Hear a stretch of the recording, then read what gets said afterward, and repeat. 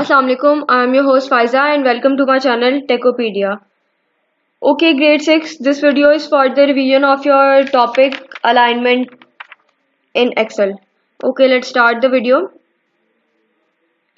Okay, you just need to click on the cell whose alignment you want to change. There are three types of alignment in Excel: right alignment, left alignment, and center alignment. Left alignment we use for English, right alignment we use for Urdu, and center alignment is used when we want to center the text.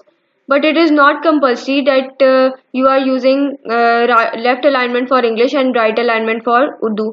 Sometimes we enter the values and uh, use left alignment to adjust it. Okay, you just need to click on the cell whose alignment you want to change. In the alignment group, there are available alignment options. Okay, firstly, it's already on the left alignment, so I will start from the right alignment. Okay, this is the option of right alignment. You just need to click on the right alignment option, so your text will be in the right alignment. Okay, second option is center alignment. If you click on the center alignment option, then your text will be in the center.